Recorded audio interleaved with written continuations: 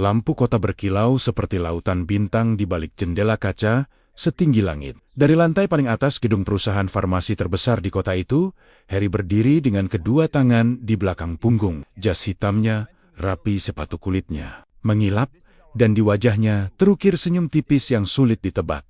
Di meja rapat oval yang memanjang, layar LED menampilkan grafik pertumbuhan yang menanjak tajam. Garis hijau menembus batas proyeksi analis. Angka penjualan kuartal ini melampaui target hampir 2 kali lipat.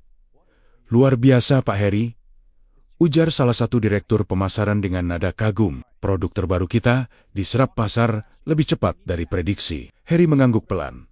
Pasar tidak menunggu, katanya singkat. Kita yang harus menguasainya. Semua orang di ruangan itu bertepuk tangan. Tidak ada yang bertanya bagaimana hal itu bisa terjadi begitu cepat. Tidak ada yang mempertanyakan bagaimana sebuah obat yang baru diluncurkan bisa langsung masuk ribuan apotek hanya dalam hitungan minggu karena mereka tahu jawabannya. Dan mereka memilih diam beberapa bulan sebelumnya. Ruang yang sama menjadi saksi. Keputusan berbahaya. Di layar presentasi saat itu, seorang staf regulasi menjelaskan dengan hati-hati, "Pak, kode registrasi resmi masih dalam proses. Kita perlu waktu minimal 3 bulan lagi sebelum bisa distribusi nasional." Harry menatapnya tanpa berkedip. 3 bulan, ulangnya pelan. Dalam 3 bulan, pesaing sudah masuk pasar. Risikonya besar, Pak. Kalau ketahuan, potong Harry tegas, kita atur narasinya. Ruangan mendadak hening. Harry lalu berjalan mendekati layar, menunjuk grafik potensi keuntungan yang terpampang. Kita distribusikan dulu. Promosi besar-besaran. Influencer kesehatan sudah siap. Media juga akan mengangkat sisi inovasinya. Soal kode, bisa menyusul seorang direktur lain ragu. Bagaimana kalau ada efek samping? Harry tersenyum. Senyum yang terlalu tenang untuk keputusan sebesar itu. Setiap obat punya risiko. Yang penting adalah persepsi publik. Dan sejak hari itu, mesin besar bernama perusahaan mulai bergerak bukan hanya dengan strategi, tapi dengan manipulasi. Iklan bertebaran di mana-mana. Testimoni pasien dibentuk sedemikian rupa. Artikel kesehatan muncul di portal berita. Semuanya menyoroti terobosan revolusioner. Obat itu menjadi perbincangan. Penjualannya meroket. Namun, di balik angka-angka itu, ada sesuatu yang tak tercetak di laporan keuangan. Botol-botol tanpa kode resmi, label yang terlihat sah, tapi tak terdaftar, distribusi yang dipercepat tanpa verifikasi lengkap, dan ada satu orang yang mengetahui semuanya. Yongki, di sudut kota yang berbeda. Jauh dari gemerlap gedung pencakar langit, Yongki duduk di kursi kayu. Klinik kecilnya, rak obat sederhana, tersusun rapi. Aroma herbal memenuhi ruangan. Pasien terakhir hari itu baru saja pulang. Ia membuka ponselnya. Di sana, terpampang berita tentang kesuksesan mantan perusahaannya. Foto Harry berdiri, percaya diri, di depan logo perusahaan. Dikelilingi kilatan kamera, Yongki memandangi gambar itu lama. Ia dulu bagian dari tim riset. Ia yang pertama kali memperingatkan tentang uji klinis yang belum lengkap. Ia yang meminta penundaan. Distribusi. Jawabannya waktu itu sederhana. "Kau terlalu idealis," kata Harry. "Dunia bisnis bukan ruang kuliah." Yongki memilih pergi. Tanpa keributan, tanpa ancaman. Banyak yang menyangka ia kalah. Padahal, ia hanya tidak ingin ikut. Terseret. Malam kembali ke lantai atas, gedung perusahaan. Harry menerima laporan tambahan. Angka distribusi terus naik. Investor asing mulai melirik. Sebuah perusahaan multinasional bahkan mengajukan tawaran kerja sama. "Pak, kita benar-benar memegang kendali pasar," ujar asistennya bangga. Harry menatap lampu kota sekali lagi. Ia merasa tak tersentuh. Ia percaya semua sudah terkendali. Media, opini, publik. Bahkan regulator yang bergerak lambat. Baginya, kebenaran bukan soal fakta. Kebenaran adalah apa yang paling sering didengar orang. Dan ia telah memastikan suara yang terdengar hanyalah miliknya.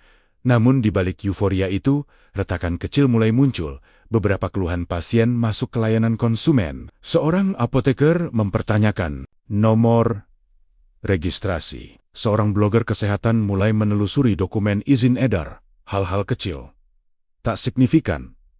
Setidaknya begitulah menurut Harry. Karena selama ini, setiap masalah selalu bisa diredam. Setiap kritik bisa dipatahkan. Setiap suara bisa dibungkam dengan strategi. Ia lupa satu hal, semakin tinggi sebuah bangunan berdiri di atas fondasi rapuh, semakin keras suaranya saat runtuh. Dan malam itu, di antara kilau kota dan grafik keuntungan, tak seorang pun menyadari bahwa badai sedang mendekat. Yongki menutup kliniknya, mematikan lampu, lalu melangkah keluar ke jalan yang sunyi. Angin malam menyentuh wajahnya. Ia tidak membawa bukti. Ia tidak membawa rencana balas dendam. Ia hanya membawa keyakinan bahwa jika kebohongan dipelihara terlalu lama, ia akan membusuk dari dalam, dan ketika saatnya tiba, yang berbicara bukan lagi manusia, melainkan kebenaran itu sendiri. Pagi itu dimulai seperti biasa. Harry sedang dalam perjalanan menuju kantor ketika notifikasi di ponselnya berbunyi tanpa henti. Awalnya ia mengabaikan. Grup direksi memang sering ramai setiap kali laporan harian masuk. Namun kali ini berbeda. Nada pesan terdengar lebih cepat, lebih panik. Asistennya menelepon. "Pak, Anda harus lihat ini sekarang." Di layar ponsel, sebuah siaran langsung sedang berlangsung. Jumlah penonton terus naik 10.000, 15.000, 30.000 dalam hitungan menit. Seorang pria sederhana dengan wajah pucat duduk di ruang tamu kecilnya. Di sampingnya seorang anak terbaring lemah di sofa. Pria itu memegang satu botol obat. "Ini yang kami beli." Suaranya bergetar. "Kami percaya karena katanya sudah teruji. Tapi anak saya muntah semalaman." Ia mendekatkan botol ke kamera. "Tidak ada kode registrasi resmi. Tidak ada nomor BPOM. Kami baru sadar setelah apoteker lain memberitahu." Kolom komentar meledak. "Serius? Cek produk kalian." "Aku juga beli yang sama." Jumlah penonton melonjak drastis. Harry memperbesar layar, wajahnya mulai mengeras. "Isu kecil," gumamnya. "Tim digital bisa tangani." Namun sebelum ia selesai berbicara, siaran itu berubah arah. Seseorang dalam komentar mengunggah foto lain. Botol berbeda, masalah yang sama, tanpa kode resmi. Lalu muncul pengguna lain, mengaku mengalami efek serupa dalam 1 jam. Tagar, obat tanpa kode naik ke posisi trending. Di kantor pusat, ruang rapat kembali dipenuhi ketegangan.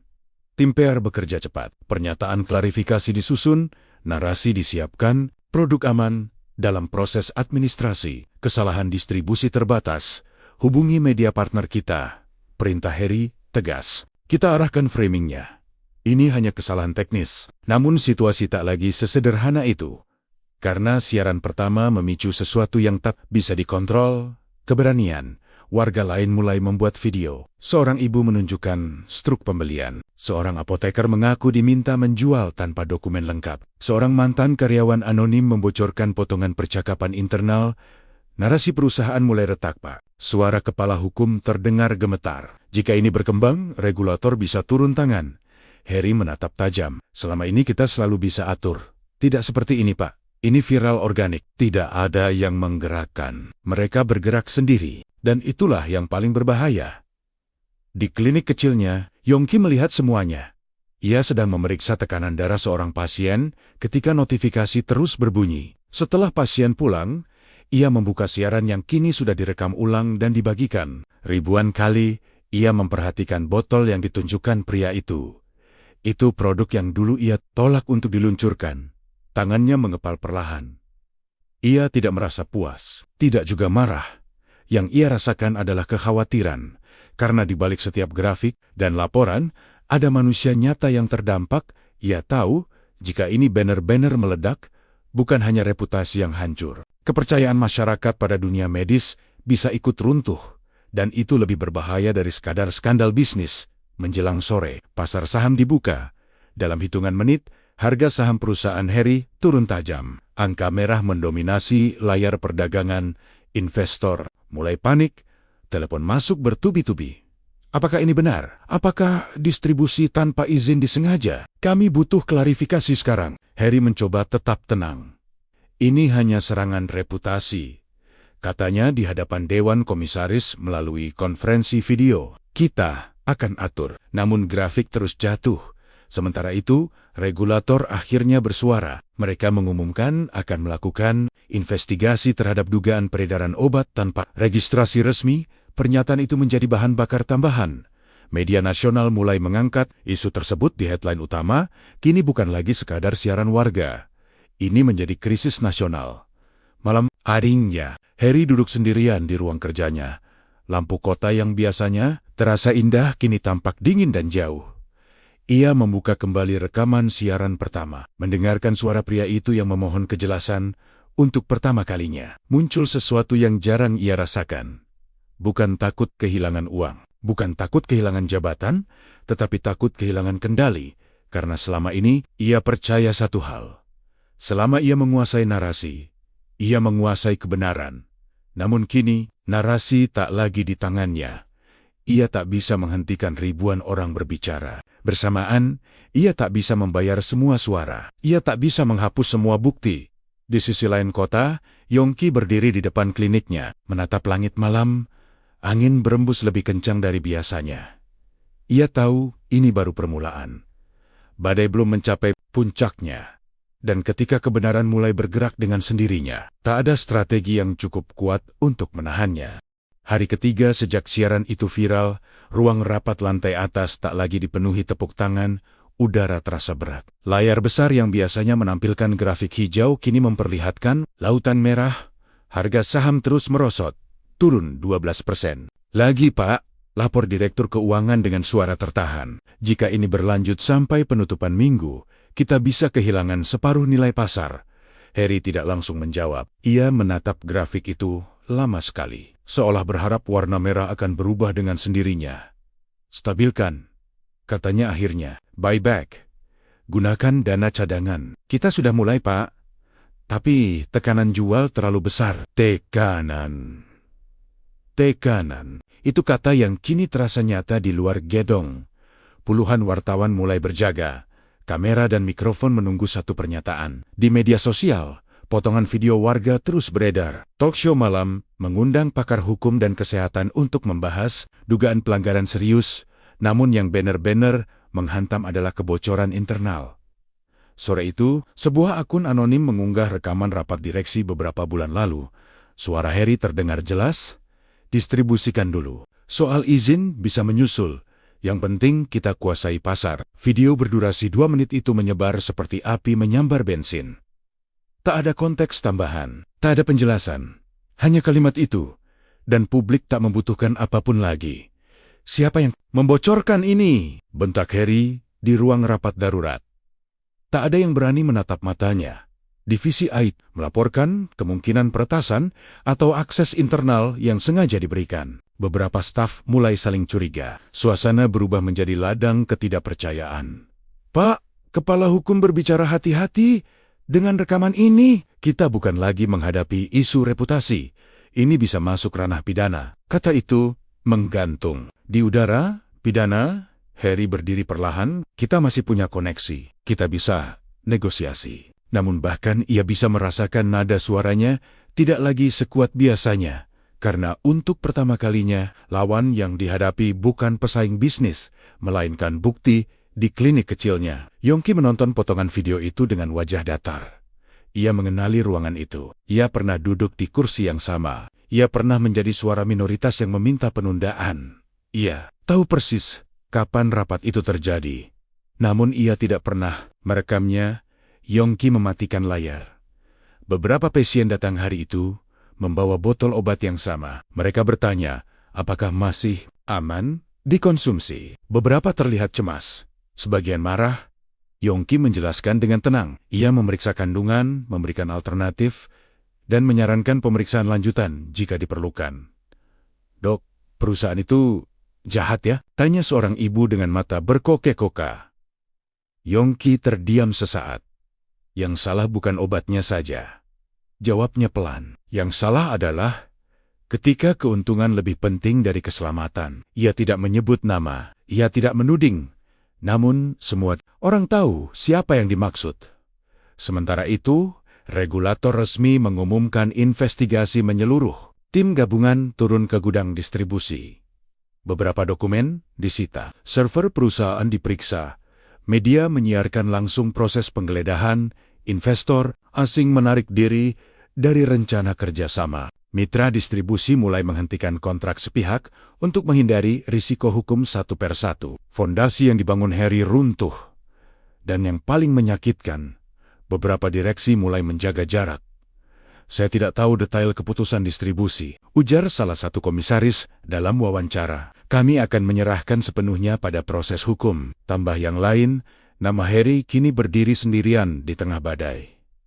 Malam itu, untuk pertama kalinya, ia pulang tanpa pengawalan media. Ia memilih pintu belakang gedung. Di rumahnya yang luas dan sunyi, ia duduk di ruang kerja pribadi. Ia membuka kembali laporan-laporan lama. Semua angka terlihat indah. Semua strategi terasa cerdas. Namun kini, semuanya seperti cat di atas tembok. Retak, ponselnya berbunyi lagi. Pesan singkat dari nomor tak dikenal. Pasar bisa kau beli, media bisa kau atur. Tapi kebenaran selalu menemukan jalan. Harry menatap pesan itu lama. Untuk sesaat, terlintas satu nama di pikirannya. Yongki? Namun ia segera menepisnya. Yongki bukan tipe yang bergerak seperti ini. Ia terlalu lurus untuk bermain dalam bayangan, dan justru itulah yang membuat Harry semakin gelisah. Jika bukan Yongki, berarti sistem yang ia bangun benar-benar rapuh. Keesokan paginya, berita utama menampilkan tajuk besar. Diduga sengaja edarkan obat tanpa izin. Direktur utama terancam jerat hukum. Kata sengaja menjadi pukulan paling keras, karena itu berarti bukan kesalahan administratif, melainkan keputusan sadar. Di kliniknya, Yongki melihat berita itu sambil menyiapkan ramuan herbal untuk pasien lansia. Ia tidak tersenyum. Ia hanya menghela napas panjang. Ia tahu, ketika kebenaran mulai muncul ke permukaan, ia akan menyeret semua yang terlibat, bukan hanya pelaku utama.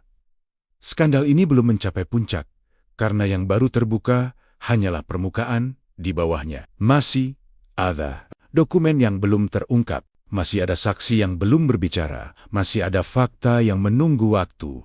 Dan ketika semuanya benar-benar terkuak, bukan hanya reputasi yang akan hancur, melainkan kebebasan.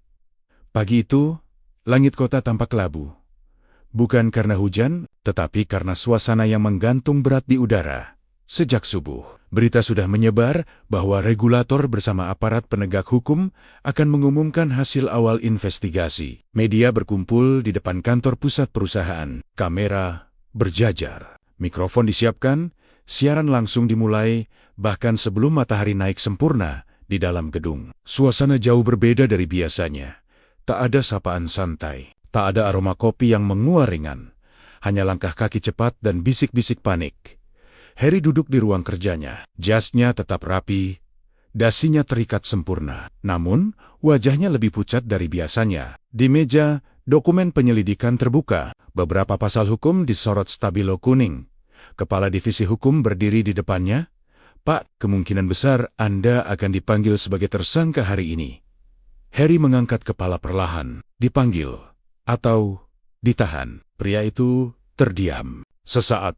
Kami belum bisa memastikan, tapi dengan bukti rekaman rapat dan dokumen distribusi, situasinya berat. Untuk pertama kalinya sejak krisis dimulai, Harry tidak membantah, tidak menyalahkan, tidak memerintah. Ia hanya duduk diam tepat pukul 9 pagi. Pintu utama gedung terbuka. Beberapa petugas masuk dengan surat resmi di tangan. Kamera wartawan langsung menyorot. Siaran langsung kembali memuncak jumlah penontonnya di layar televisi nasional. Teks berjalan muncul. Direktur utama perusahaan farmasi ke-10 resmi ditetapkan sebagai tersangka. Di ruang kerjanya, Harry menerima surat itu dengan tangan yang tetap. Berusaha stabil. Pasal demi pasal dibacakan. Dugaan pelanggaran distribusi tanpa izin, pemalsuan dokumen administratif, kelalaian yang mengakibatkan kerugian publik. Kata-kata itu terdengar seperti gema jauh. Harry berdiri, ia sempat menatap ruangan itu sekali lagi. Meja besar, lukisan mahal di dinding, rak penghargaan yang berjejer rapi. Semua simbol kesuksesan yang ia bangun bertahan-tahan kini terasa kosong. Di lorong gedung, karyawan berjejer diam. Beberapa menunduk, beberapa memandang dengan campuran kecewa dan takut. Tidak ada yang bertepuk tangan, tidak ada yang membela. Hanya sunyi ketika Harry melangkah keluar gedung, didampingi petugas. Sorot kamera menyilaukan wajahnya. Wartawan berteriak, saling berebut pertanyaan. Apakah Anda sengaja memerintahkan distribusi tanpa izin? Apakah Anda menyesal? Apakah ada pejabat lain yang terlibat? Tak satu pun ia jawab. Tangannya diborgol. Klik suara logam itu terdengar jelas, bahkan di tengah hiruk-pikuk, dan pada detik itu, sesuatu banner-banner berakhir. Di klinik kecilnya, Yongki sedang mengganti perban seorang pasien ketika suara televisi di ruang tunggu mendadak lebih keras. Breaking news. Semua orang menoleh ke layar. Terlihat Harry berjalan dengan pengawalan aparat. Wajahnya datar. Sorot matanya tidak lagi penuh keyakinan. Seorang pasien berbisik. Akhirnya, yang lain menggeleng pelan.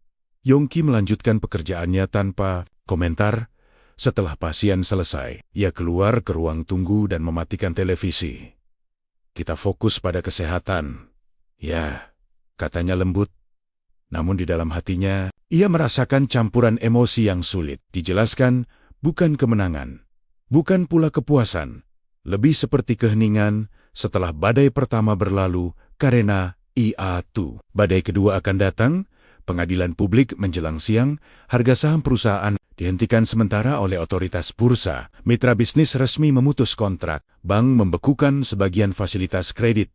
Direksi lain mengadakan konferensi pers darurat, menyatakan akan membersihkan manajemen dan bekerja sama penuh dengan aparat. Nama Harry disebut berulang-ulang sebagai pihak yang bertanggung jawab atas keputusan strategis perusahaan yang dulu berdiri kokoh. Kini tampak seperti kapal tanpa nahkoda. Dan di balik semua itu, ribuan karyawan cemas memikirkan nasib mereka. Skandal. Ini bukan hanya tentang satu orang. Ini tentang sistem yang dibiarkan longgar. Tentang orang-orang yang memilih diam, tentang keuntungan yang lebih diprioritaskan daripada keselamatan. Sore hari, Harry duduk di ruang pemeriksaan tanpa jas, tanpa meja besar, tanpa layar grafik, hanya kursi logam dan dinding polos. Seorang penyidik meletakkan dokumen di meja. Saudara Harry, apakah Anda mengakui bahwa keputusan distribusi dilakukan sebelum izin resmi keluar? Harry menatap dokumen itu untuk pertama kalinya. Tak ada strategi komunikasi, tak ada tim PR, tak ada pengacara di sebelahnya untuk membisikkan kalimat aman. Hanya ia dan kebenaran yang tertulis hitam di atas putih. Ia menarik napas panjang. Sementara itu, di luar gedung penegak hukum, masyarakat berkumpul. Sebagian membawa poster menuntut keadilan. Sebagian hanya ingin memastikan bahwa hukum banner-banner berjalan. Kepercayaan publik telah lama rapuh. Dan hari ini menjadi ujian, apakah sistem benar-benar berpihak pada kebenaran? Malam turun perlahan. Penangkapan Harry menjadi berita utama selama berminggu-minggu. Namun setelah sorotan kamera mulai berkurang, yang tersisa bukan lagi sensasi. Yang tersisa adalah dampak. Gudang-gudang distribusi disegel. Ribuan botol obat ditarik dari peredaran, apotek memasang pengumuman pengembalian produk. Di media sosial, daftar nomor batch beredar luas, disertai peringatan agar masyarakat segera memeriksa lemari obat di rumah. Masing-masing, ketakutan menyebar lebih cepat daripada klarifikasi.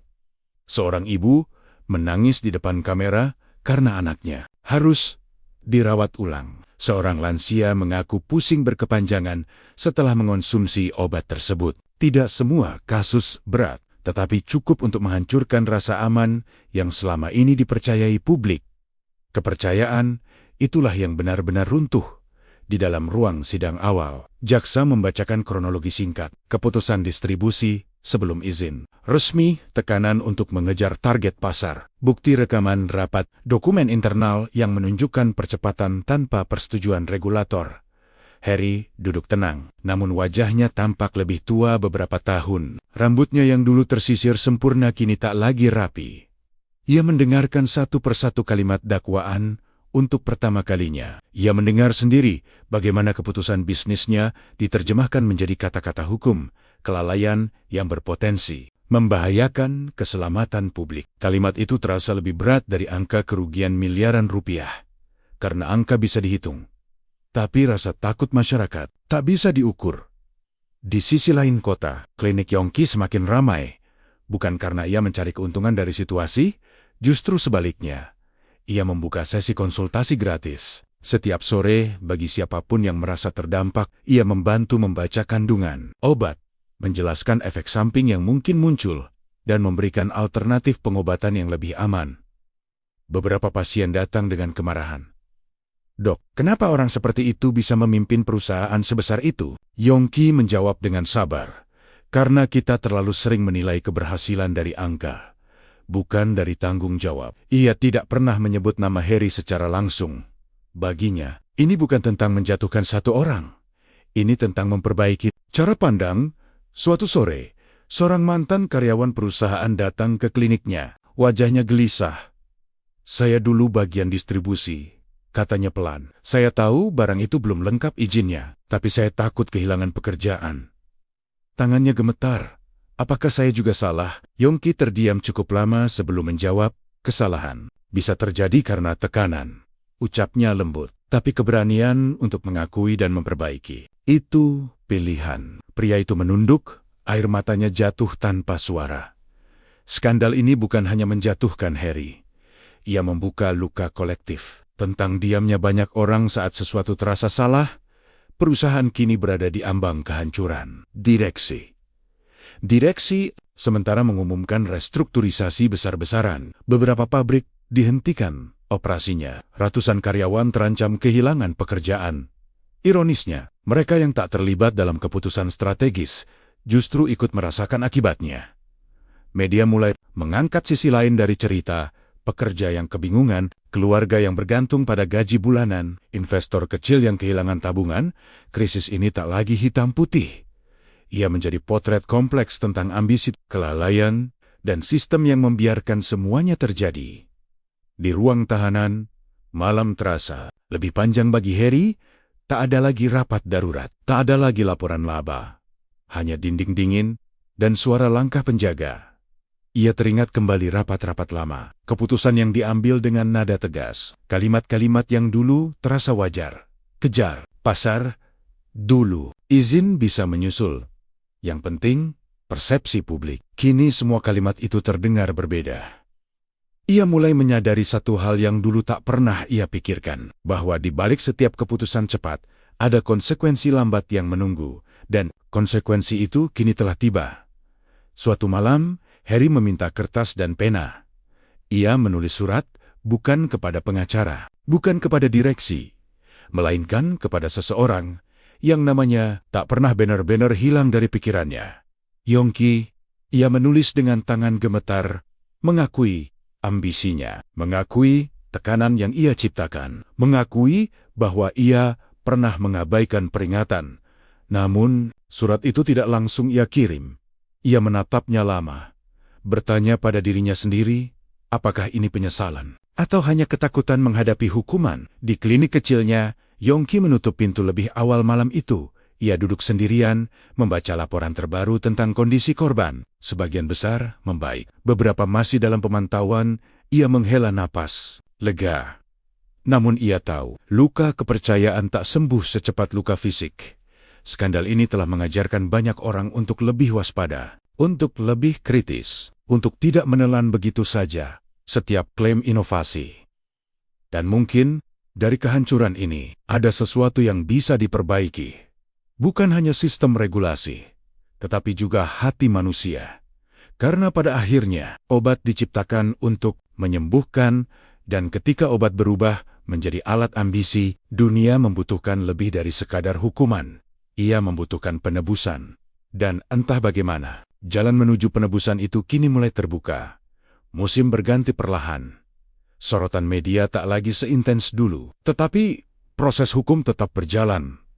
Persidangan demi persidangan digelar, saksi dihadirkan, dokumen dibuka, rekaman diputar ulang di ruang sidang yang kini lebih sepi dari pemberitaan awal. Namun setiap kata tetap terasa berat di kursi terdakwa. Harry tak lagi tampak seperti eksekutif yang dulu dielu-elukan. Wajahnya lebih kurus, sorot matanya tak lagi penuh perhitungan, melainkan kelelahan yang jujur. Ketika hakim memintanya memberikan pernyataan, ruang sidang hening. Ia berdiri perlahan. "Saya mengambil keputusan yang saya anggap strategis." Suaranya serak. "Saya meyakini pasar lebih penting dari prosedur. Saya salah, Tak ada pembelaan panjang, tak ada upaya memutarbalikkan narasi. Saya mengabaikan peringatan. Saya menganggap semua bisa dikendalikan. Saya lupa bahwa yang kami produksi bukan sekadar barang, tapi sesuatu yang masuk ke tubuh manusia.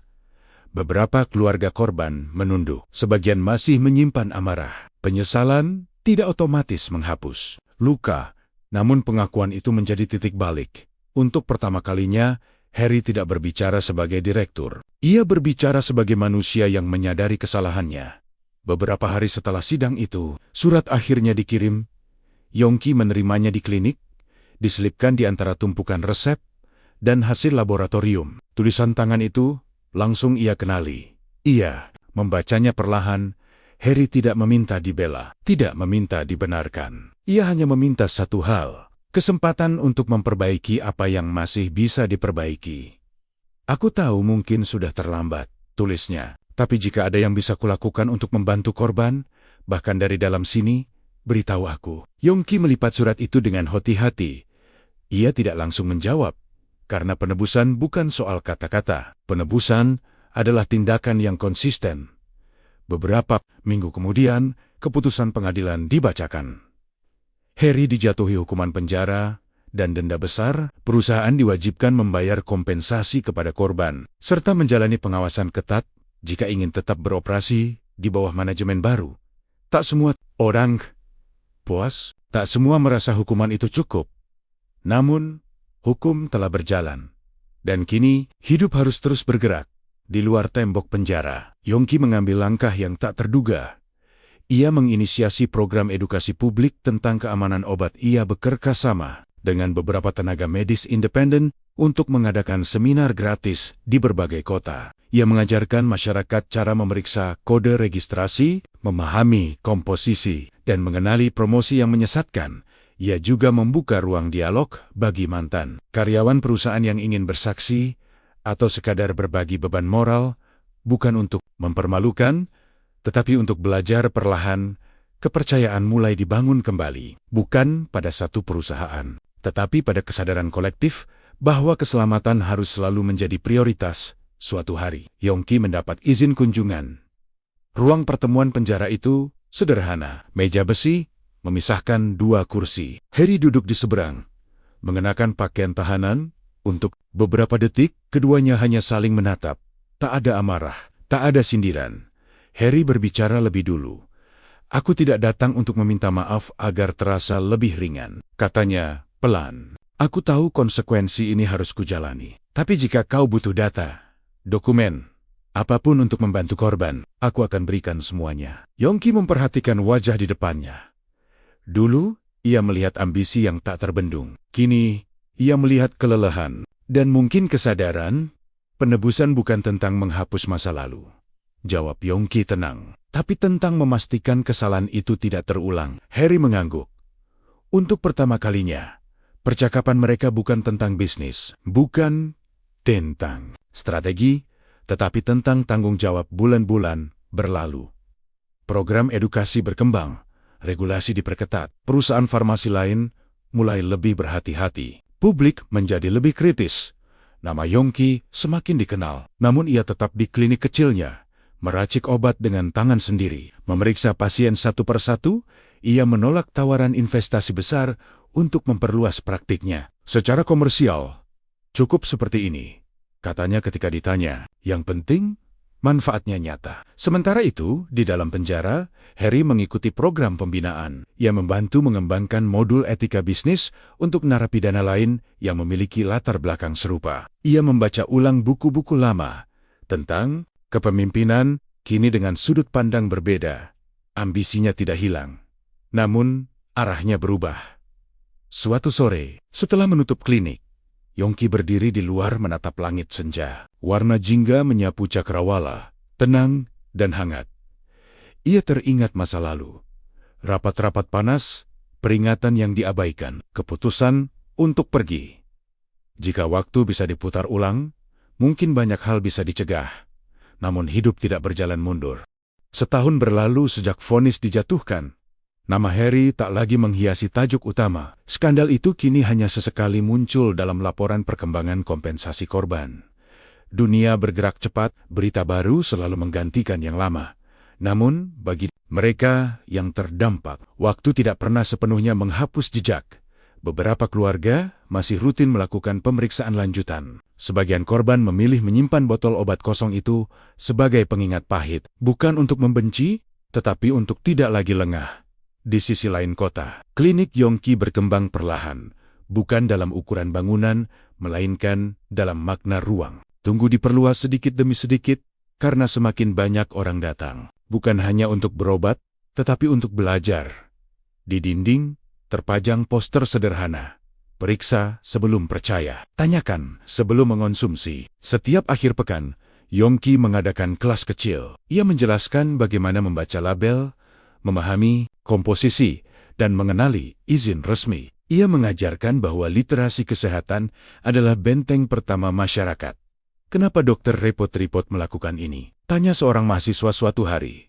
Yongki tersenyum tipis. Karena kepercayaan itu mahal. Sekali rusak, membangunnya butuh generasi. Di dalam penjara, Harry menjalani hari-hari dengan ritme yang jauh berbeda dari hidup lamanya. Tak ada lagi jadwal rapat padat. Tak ada lagi mobil mewah menunggu di lobi. Ia bangun, pagi mengikuti kegiatan pembinaan, membaca, dan menulis. Awalnya, ia hanya mencoba mengisi waktu. Namun, lama-kelamaan, ia mulai benar-benar merenung. Ia menyusun catatan panjang tentang keputusan-keputusan yang dulu ia anggap biasa. Ia menuliskan bagaimana tekanan target bisa mengaburkan etika, bagaimana pujian publik bisa membuat seseorang merasa tak tersentuh. Catatan itu berkembang menjadi modul kecil tentang tanggung jawab bisnis. Beberapa narapidana lain yang pernah terlibat kasus korporasi mulai berdiskusi dengannya. Percakapan mereka seringkali panjang dan sunyi. Tetapi jujur, apa yang paling kau sesali? Tanya seorang rekan tahanan. Harry terdiam lama sebelum menjawab. Bukan kehilangan jabatan, katanya. Pelan. Tapi karena aku tahu ada orang yang memperingatkanku, dan aku memilih mengabaikannya. Nama itu tak ia sebut. Namun bayangan Yongki selalu hadir dalam ingatannya. Suatu hari, surat resmi datang ke klinik Yongki. Sebuah universitas mengundangnya menjadi pembicara dalam seminar nasional tentang etika dan keselamatan farmasi. Mereka ingin ia berbagi pengalaman, bukan sebagai korban, bukan sebagai penuntut, tetapi sebagai saksi yang memilih jalan berbeda. Yongki sempat ragu. Ia bukan pembicara hebat. Ia hanya tabib sederhana. Namun ia menerima undangan itu di aula besar yang dipenuhi mahasiswa dan praktisi kesehatan. Ia berdiri tanpa slide mewah, tanpa presentasi rumit. Ia hanya membawa satu botol kosong, contoh produk yang pernah menjadi pusat badai.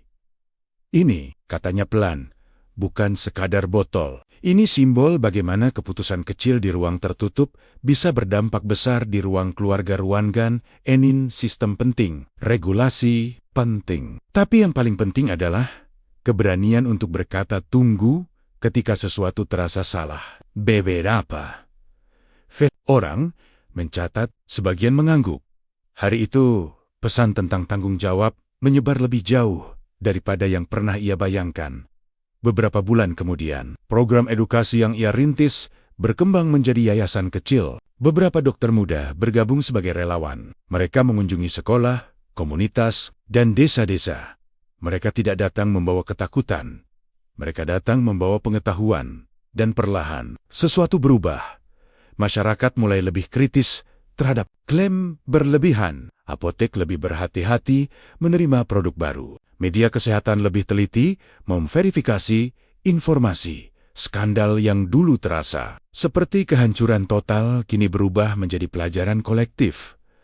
Suatu sore yang tenang, Yongki menerima kabar bahwa Harry mendapatkan pengurangan masa tahanan karena berkelakuan baik dan aktif. Dalam program pembinaan, ia tidak menunjukkan reaksi berlebihan. Ia hanya menatap langit, senja yang mulai berubah warna. Beberapa minggu kemudian, sebuah surat terakhir tiba. Aku tidak berharap diterima kembali di dunia yang sama, tulis Harry. Tapi jika suatu hari aku bebas, aku ingin membangun sesuatu yang berbeda. Bukan perusahaan besar, mungkin hanya pusat edukasi kecil tentang etika bisnis. Jika kau bersedia memberi saran, itu sudah lebih dari cukup. Yongki membaca surat itu 2 kali. Ia tahu, kepercayaan tak bisa diberikan begitu saja. Namun, Ia juga tahu manusia bisa berubah jika benar-benar belajar. Ia mengambil kertas kosong dan mulai menulis balasan singkat. Perubahan tidak dibuktikan dengan rencana besar. Mulailah dengan satu langkah kecil yang konsisten. Tak ada janji pertemuan, tak ada komitmen kerjasama, hanya satu kalimat, karena penebusan sejati bukan tentang kembali ke posisi lama, tetapi tentang berjalan di jalan baru, dengan kesadaran penuh. Malam itu, Yongki menutup kliniknya seperti biasa. Lampu dimatikan satu persatu. Aroma herbal masih tersisa lembut di udara. Ia berdiri sejenak di ambang pintu. Dulu, ia pernah merasa kalah ketika meninggalkan perusahaan besar itu. Kini ia mengerti, ia tidak kalah. Ia hanya memilih waktu yang berbeda untuk menang, dan kemenangan itu bukan tentang menjatuhkan seseorang, melainkan tentang memastikan kebenaran tetap hidup, bahkan setelah badai berlalu. Karena warisan terbesar bukanlah gedung tinggi atau grafik keuntungan, melainkan nilai yang tetap berdiri ketika segalanya runtuh. Dan disitulah kisah penebusan benar-benar menemukan maknanya.